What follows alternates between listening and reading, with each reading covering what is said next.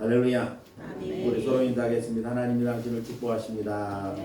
하나님이 축복하십니다. 하나님이 축복하십니다. 하나님이 축복하십니다. 오늘도 참 좋은 날인 줄로 믿습니다. 하나님의 크신 은혜와 복이 사랑하는 성도 여러분들에게 언제나 함께 하시기를 예수님의 이름으로 축복을 드립니다.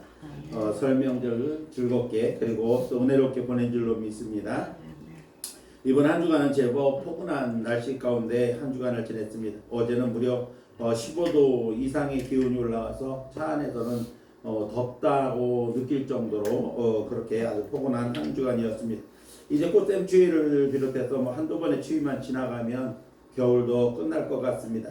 그리고 따뜻한 봄을 맞이하게 될 텐데 끝까지 건강관리 잘 하셔서 건강하게 새 봄을 맞이하는 성도 여러분들이 되시기를 예수님의 이름으로 축복을 드립니다.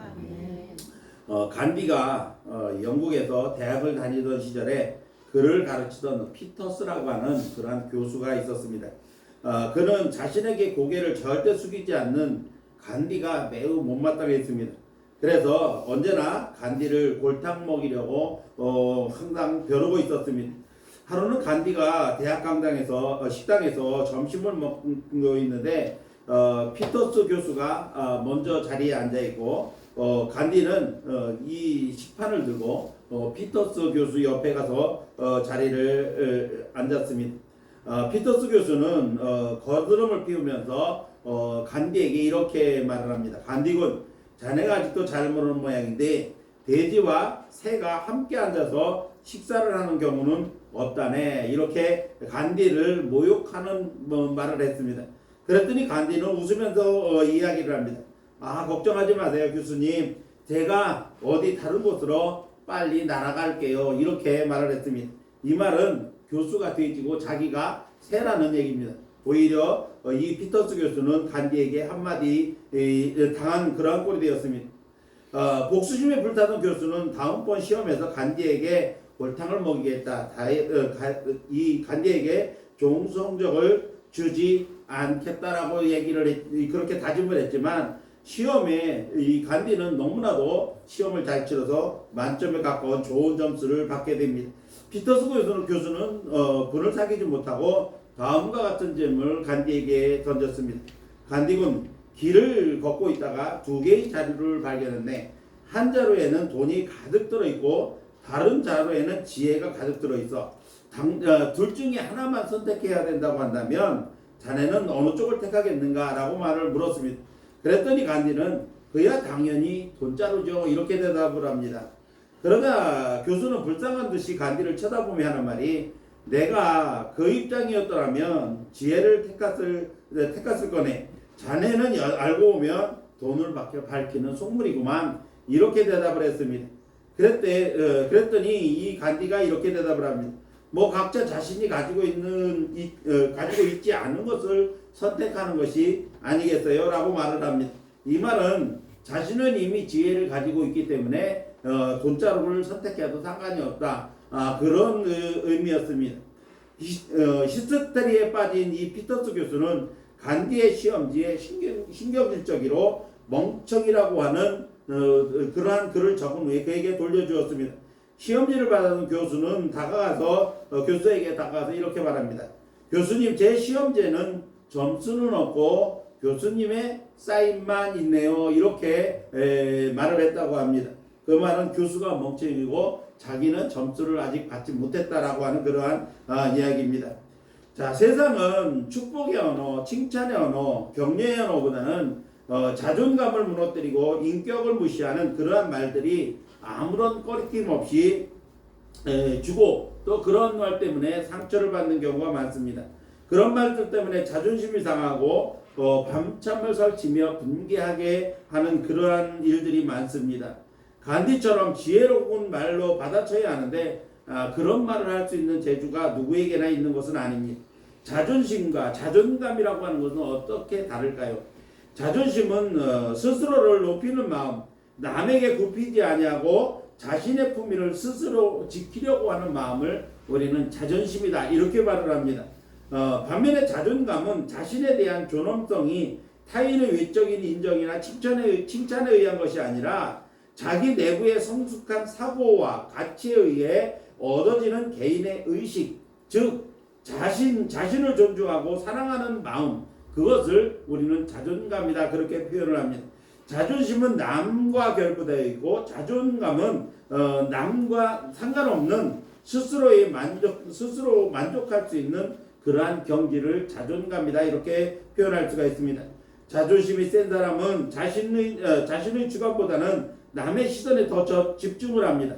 그리고 현실적인 위치를 망각하고 품위유지만 급하다가 자신에게 그것을 인정받지 못하고 다른 사람에게 인정받지 못하고 비판을 받게 되면 기분이 상해하고 화가 나고 또 자신을 변호하기에 바쁜 그런 상황에 처하기가 쉽습니다. 사랑하는 성도 여러분, 여러분은 자존심이 센 사람입니까? 아니면 자존감이 높은 사람입니까? 우리의 자존감은 전지전능하신 하나님께 있음을 잊지 마시기 바랍니다. 이제 저와 여러분은 하나님께서 당신의 아들 예수 그리스도를 세상에 보내셔서 십자가에 죽게 하실 만큼 하나님의 사랑을 받는 하나님의 자녀임을 잊지 마시고 자존심이 아닌 자존감이 높은 하나님의 자녀의 삶을 살아가시기를 예수님의 이름으로 축복을 드립니다. 오늘은 2월의 마지막 주일입니다. 2월 한 달 동안 우리는 올해 우리 교회 표어에 오로지 기도와 말씀으로 새로워지는 교회라고 하는 표에 맞추어서 말씀 중심으로 한 달간 우리가 말씀을 나누었습니다. 지난주에는 마음에 새긴 말씀이라고 하는 제목으로 말씀 암송에 대한 말씀을 들었습니다.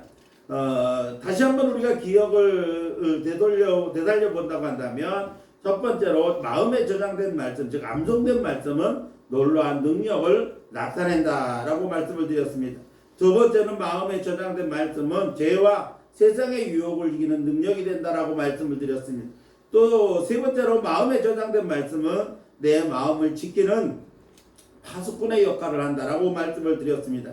이제 사랑하는 성도 여러분들이 시시때때로 말씀을 많이 외워서 마음에 저장해 둠으로써 각종 위기 상황과 세상과 죄의 유혹으로부터 우리의 믿음을 지키고 승리하는 저와 여러분이 될 수 있기를 예수님의 이름으로 축복을 드립니다.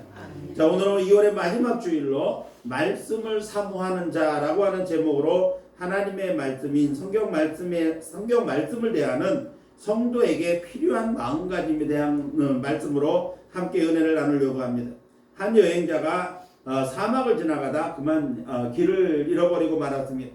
태양이 뜨겁고 갈증으로 인해서 입술이 마르다 못해 갈라지기까지 합니다. 목이 타들어가기 시작합니다. 그때 누군가가 다가와서 두 개의 자루를 여행자 앞에 내려놓고 이렇게 말을 합니다. 여기 보석 한 자루가 들어 있습니다. 그리고 또 물 한 병이 있습니다. 당신은 무엇을 택하겠습니까? 기회는 딱 한 번뿐입니다. 라고 말을 합니다. 사랑하는 성도 여러분, 여러분이라면 이런 상황에서 무엇을 택하겠습니까? 기회는 한 번뿐이고 자루 하나에는 금은보화가 가득 들어 있습니다. 그것을 택하자니 목이 말라 죽어버릴 지경입니다. 그러면 그렇게 된다고 한다면 목이 말라 죽어버리고 나면 금은보화가 무슨 소용이 있겠습니까? 반대로 물 한 병을 택하자니 금은보화가 아깝습니다. 일반적인 사고를 가진 사람이라면 아무리 금은보화가 귀중하고 좋다고 할지라도 생명을 건질 수는 없습니다. 그러므로 생명을 건질 수 있는 물 한 병을 택하는 것이 마땅한 선택이라고 볼 수가 있습니다. 왜냐하면 지금 나를 당장 살게 할 수 있는 것은 금은보화가 아니라 나의 목마름과 타는 듯한 갈증을 해결해주고 생명을 살릴 수 있는 한 병의 물이 더 중요하기 때문입니다. 우리의 삶의 환경도 영적으로 본다고 하면 사막과 그 한가운데 서 있는 것과 같은 그하는 여행자와 같은 형편일 수가 있습니다. 타는 듯한 영적인 갈증과 갈급함이 있는 사막 한가운데서 세상은 자꾸 우리에게 금은보화를 보여주며 그런 것들로 성도들을 유혹을 합니다. 그러나 우리를 살리는 것은 금은보화가 아니라 영혼의 양식인 하나님의 말씀인 줄로 믿습니다. 그래서 성도의 삶은 하나님의 말씀을 사모하는 삶이어야 합니다. 나는 하나님의 말씀이 없으면 살 수 없습니다라고 하는 고백이 우리 입에서 나와야 한다는 것입니다. 이런 고백이 성도 여러분들에게 있기를 예수님의 이름으로 축복을 드립니다. 자, 오늘 본문 말씀을 보니까 성도들의 영적 성장과 성숙을 위한 사도 베드로의 권면과 권고의 말씀이 베드로전서 정서입니다. 본문인 베드로전서 2장 2절을 보면은 앞에 1절에서는 부정적인 금지 명령으로 되어 있습니다. 우리가 2장 1절을 보니까 그러므로 모든 악독과 모든 기만과 외식과 시기와 모든 비방의 말을 버리라 이렇게 말씀하고 있습니다. 그러니까 1절에서는 매우 부정적인 권면을 하고 있습니다. 그런데 오늘 본문 말씀은 그 1절과는 전혀 다른 긍정적인 명령입니다. 그리스도인들이 반드시 해야 할 일에 대해서 우리에게 말씀하고 있는 것입니다. 사도 베드로는 성도들을 금방 태어난 갓난아이에 비유를 합니다. 갓난아이가 본능적으로 어머니의 젖을 찾는 것처럼 신령한 젖으로 비유된 하나님의 말씀을 사모해야 된다라고 권면하고 있는 것입니다. 그래서 오늘은 사도 바울의 권면 말씀을 통해서 성도들에게 말씀을 사모한다는 것이 어떤 의미이며 말씀을 사모하는 자가 얻을 유익과 그리고 그 결과에 대해서 함께 말씀을 드리면서 은혜를 나누려고 합니다. 오늘 말씀을 통해 하나님의 말씀을 사모하는 열심이 성도 여러분들에게 새롭게 결단되어지는 귀한 시간이 되시기를 예수님의 이름으로 축복을 드립니다. 자, 그러면 말씀을 사모하는 것이 무엇이고 또 어떤 유익이 있습니까? 첫 번째로는 말씀을 사모할수록 생명이 자라나게 된다는 것입니다. 하나님의 말씀을 간절하게 사모할수록 성도들의 영적인 생명은 급속도로 성장을 하게 됩니다. 생명이 있는 것들, 즉 사람들을 포함하여 모든 생물들은 반드시 성장을 합니다.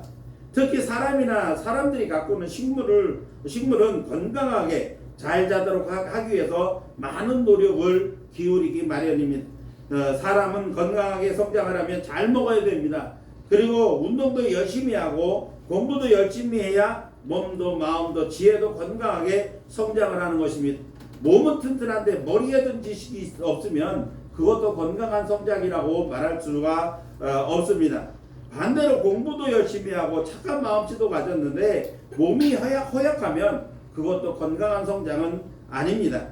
또한 몸도 건강하고 공부도 잘하는데 마음씨가 못돼서 다른 사람들에게 해를 끼치거나 범죄를 저지르는 것도 건강하게 성장한 것은 아닙니다.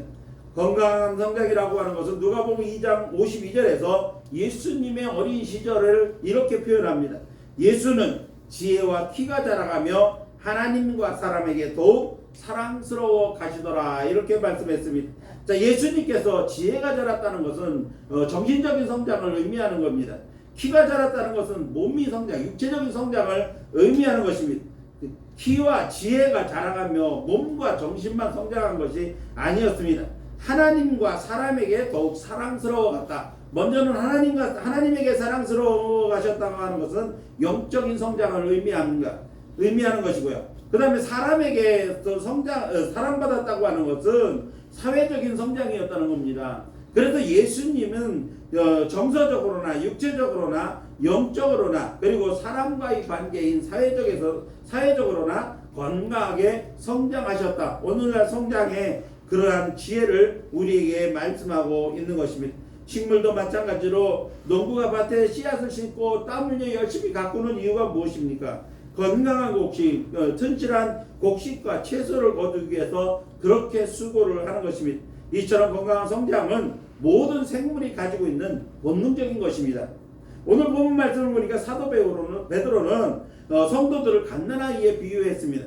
그러면서 순전하고 신령한 젖을 사모하라 권면합니다. 그리고 그 이유가 무엇이냐면 이는 그로 말미암아 너희로 구원에 이르는 지혜가 구원에 이르도록 자라게 하려 함이라 이렇게 말씀하고 있는 것입니다. 하나님의 말씀은 성도들로 하여금 믿고 구원을 받게 하는 구원의 원동력임과 동시에 더불어서 하나님의 말씀을 통해서 성도들의 영적인 성장을 하는데 절대적인 영향을 끼치는 것이 바로 하나님의 말씀인 것입니다. 그래서 신령하고 순전하고 신령한 즉 하나님의 말씀을 사모하라고 말씀하고 있는 것입니다. 이 말씀에 대한 그런데 이 말씀에 대한 간절한 마음이 없으면 즉 하나님의 말씀에 대한 간절함이 없으면 영적인 생명의 성장을 우리는 기대할 수가 없는 것입니다. 예수 그리스도를 믿고 구원을 얻었습니다. 영생을 소유했습니다. 이것은 이례적인 사건입니다. 처음 예수님을 믿고 구원을 받으면 동시에 영생도 소유됩니다. 그러나 구원받은 성도들의 영적인 성장은 한 번으로 이루어지는 것이 아니라 계속적으로 이루어져야 되는데, 이것은 말씀을 사모함으로 우리가 얻을 수 있는 성장이라고 하는 것입니다. 그러므로 말씀을 사모함은 영적인 성장의 원동력이고, 말씀에 대한 사모함의 정도에 따라서 영적인 성장의 결과도 매우 다르게 나타난다는 것입니다. 그러므로 이제 사랑하는 성도 여러분들이 말씀을 간절히 사모함으로써 그 열심을 통해서 예수 그리스도를 믿음으로 얻은 영생과 그리고 영적인 성장과 성숙을 이루어가는 저와 여러분들이 될 수 있기를 예수님의 이름으로 축복을 드립니다.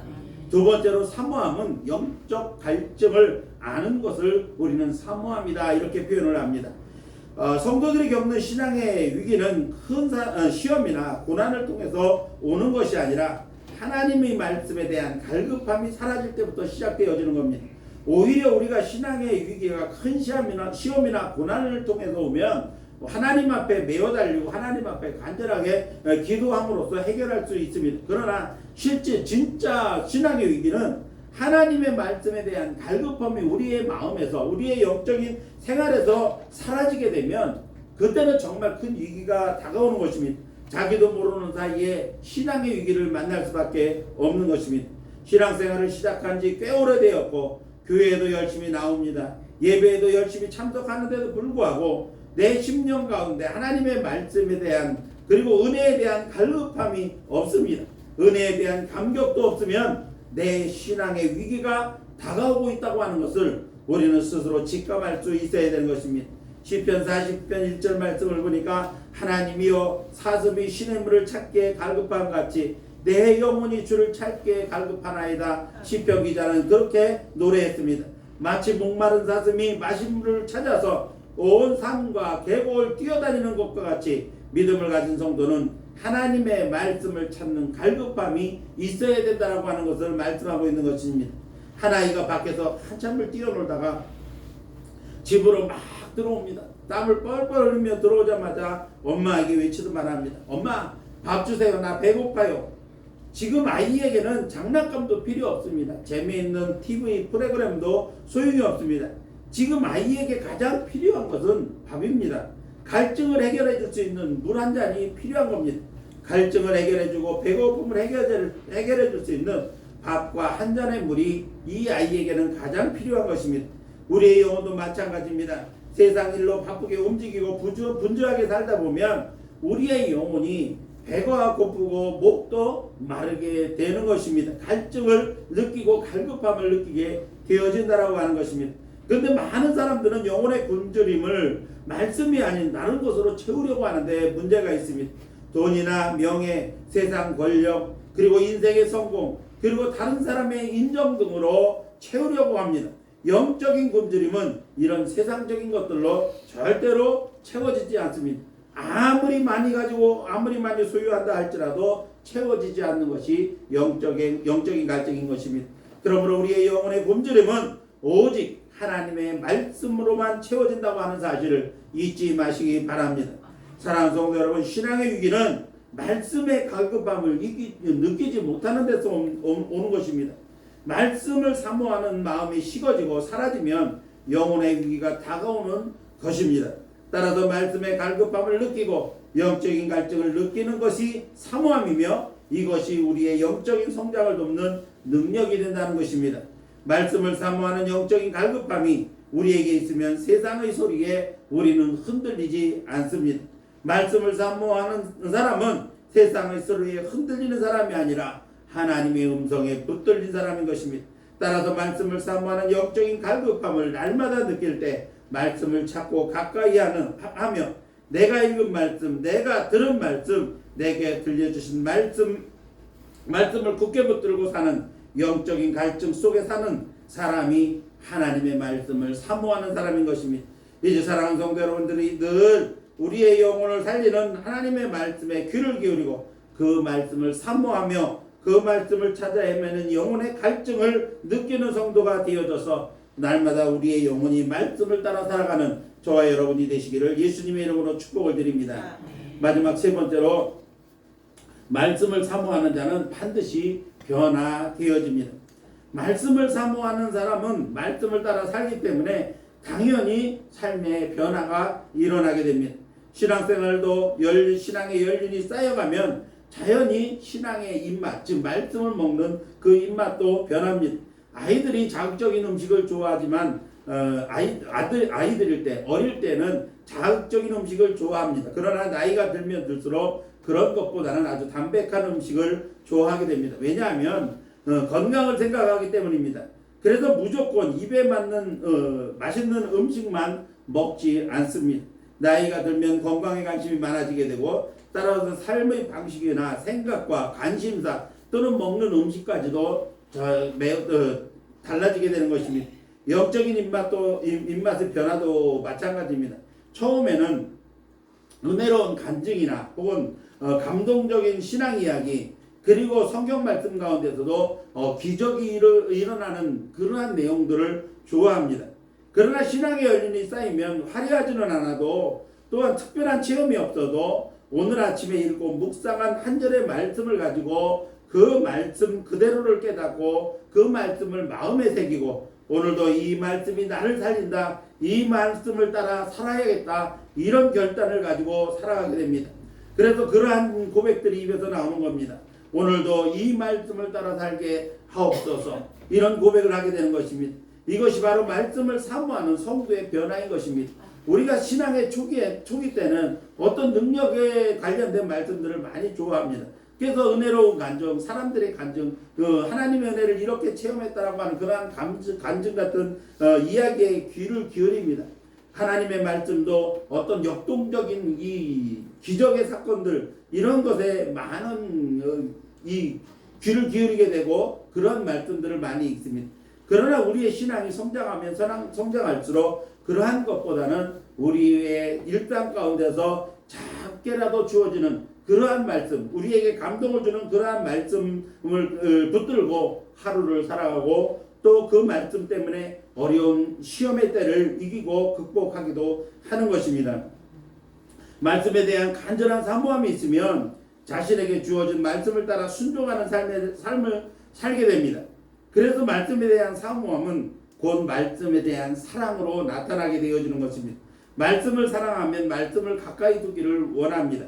그리고 말씀을 사랑하기에 내게 주신 말씀에 순종하게 되는 것입니다. 그래서 말씀에 대한 사모함은 사랑이며 동시에 순종이기도 한 것입니다.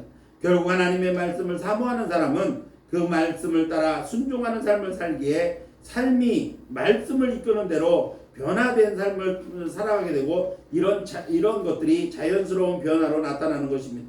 말씀을 사모한다고 입으로는 말하는데 삶에 아무런 변화가 없다고 한다면 그 사람의 사모함은 어떤 것인지를 생각해 봐야 되는 것입니다. 이제 사랑하는 성도 여러분들이 말씀을 사모하는 열심을 가지고 그 말씀에 순종하는 삶을 통해 성도 여러분의 삶에 놀라운 변화가 일어나는 그러한 역사를 경험하기를 예수님의 이름으로 축복을 드립니다. 이제 말씀을 마치려고 합니다. 그리스도인들은 신앙은 오래 믿는 것이 신앙이 아닙니다. 내 안에 말씀이 자리 잡고 있지 않으면 불안한 것, 내 안에 하나님의 말씀이 있지 않으면 나의 삶 자체가 불안해지는 것, 이것이 우리는 올바른 신앙의 모습인 것입니다. 세상을 살아가는데 아무런 하나님의 말씀을 마음에 품지 않고도 아무런 그러한 이 불안감 없이 편안하게 살 수 있다고 한다면 우리는 세상 사람과 다를 게 없는 겁니다. 내 안에 자리 잡고 있는 말씀, 그 말씀을 붙들고 사는 것이 우리의 삶입니다. 그래서 우리 안에 내가 붙들고 있는, 내 안에 자리 잡고 있는 말씀이 없으면 우리의 마음이 막 영적으로 불안해지는 것, 이것이 정상적인 신앙을 가진 사람이라고 하는 것입니다. 하나님의 말씀 한 구절이 나를 붙들고 그 말씀대로 순종하는 삶을 산다고 한다면 그 사람은 말씀을 사모하는 사람임에 틀림이 없습니다. 사랑하는 성도 여러분, 신앙의 연륜이 쌓일수록 말씀에 대한 갈급함이 더 깊어져야 합니다. 그 말씀이 여러분을 회복시키고 여러분을 성숙한 그리스도인으로 세워줄 것입니다. 말씀을 사모하는 것이 무엇이며 그 방법과 결과는 무엇입니까? 말씀을 사모하는 사람은 영혼의 생명을 지속적으로 성장시켜 가는 사람입니다. 사모함이란 영적인 갈급함을 느끼는 그러한 믿음을 가진 사람인 것입니다. 말씀을 사모하는 자는 그 말씀을 따라 변화된 삶을 살게 되어지는 것입니다. 이제 사랑하는 성도 여러분들도 말씀에 갈급한 심령으로 사모하고 그 말씀을 가까이 하는 그러한 사람이 되어져서 말씀에 순종하고 또 말씀이 이끄는 대로 살아가는 능력 있는 성도의 삶을 살아가시기를 예수님의 이름으로 축복을 드립니다. 아멘. 기도하겠습니다.